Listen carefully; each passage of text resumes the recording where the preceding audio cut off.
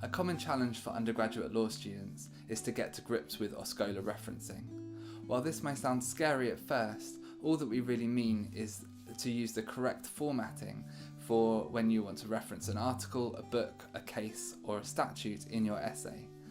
This video will show you how to do OSCOLA referencing and will give you some tips on citing things in your essays in general. Before we get into how to use OSCOLA referencing, let's think about why we reference at all.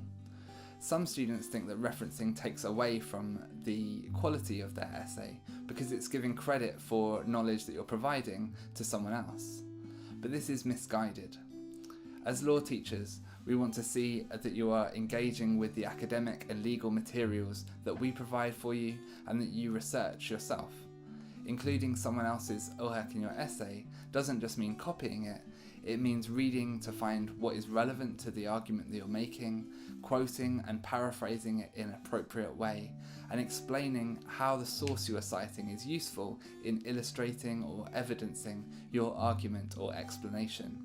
By referencing, you are showing that your thinking is relevant to the academic and legal discussion of that topic. Okay, so what does OSCOLA referencing look like in practice? Well, you need to include different information for different kinds of sources.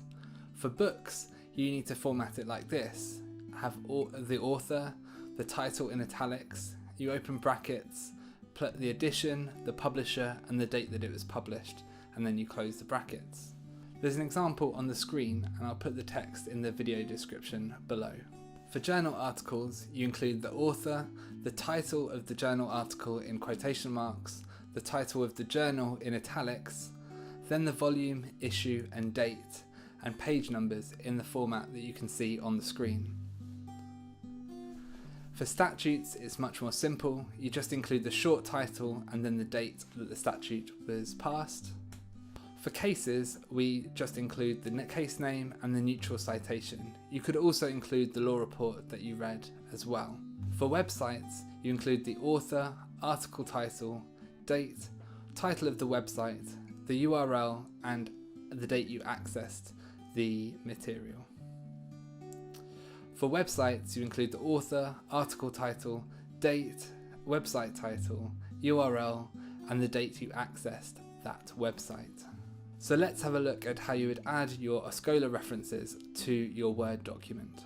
So now we're in Microsoft Word, we can look at how to add your OSCOLA references in practice. So we have a number of sentences we'd like to add some citations to. The first one refers to a book by Nadine El-Enany called Bordering Britain. Firstly, we go to the end of the sentence after the full stop and we click References, Insert Footnote, and this produces a space to write your footnote. I've got the citations here, so I'm just going to copy and paste them into the correct space. So for the second one, it's the article by Fitzpatrick. Again, at the end of the sentence, after the full stop, we can create the footnote. Again, going References and Insert Footnote.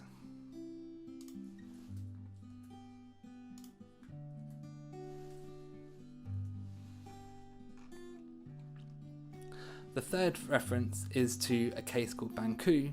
This time we're going to put the footnote exactly after the case name rather than leaving it to the end of the sentence. So we'll add to References, Insert Footnote, and we'll put the case name and citation into the footnote.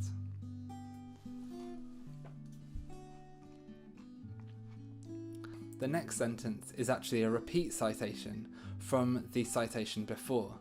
So here we can use the phrase ibid to refer to the citation one up from the current sentence. So again, as it's a case, we'll put the citation on the case name. We will go References, Insert Footnote, and type ibid, and then maybe the paragraph number that we are referring to. The next citation is a statute, and for OSCOLA, we do not need to put statutes into the footnotes. So the Immigration Act 2014 can be just left in the text. The only reason you'd put a statute in the footnote is if it's unclear from the text what statute you are referring to. The next sentence is a citation from a website. I could use references and insert citation, however this time I'm going to use Ctrl-Alt-F to create my footnote.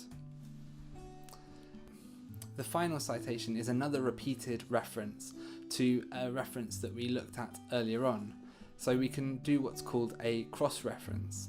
We include our footnote, we write the surname of the author,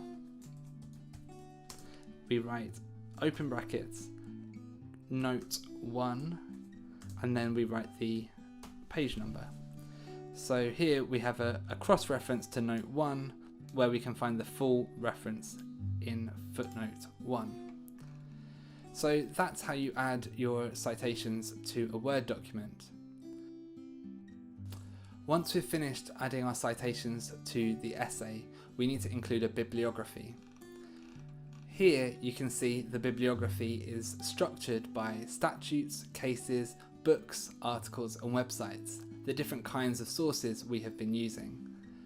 There are a couple of differences between how we cite things in the footnotes and how we cite things in the bibliography.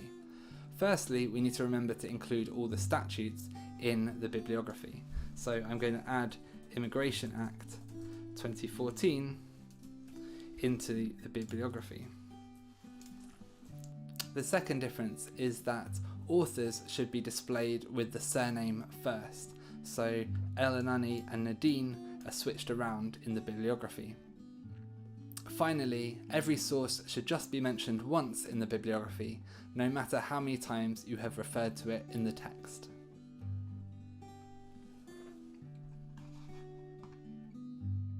So finally, make sure that all your references are in the same font, in the same font size. This is a clear clue that you just copied and pasted your citations into the footnotes and it doesn't look good. Make sure to use academic and legal sources rather than sources like Wikipedia or lawteacher.net. And these sources are good for your understanding but are not appropriate for citing in essays. You can use blogs that are written by lawyers, researchers or academics on reputable websites. That's fine, but make sure that you think they're a quality source to use. A common question that students ask all the time is how many citations are needed in the essay, and this is a really impossible question to answer.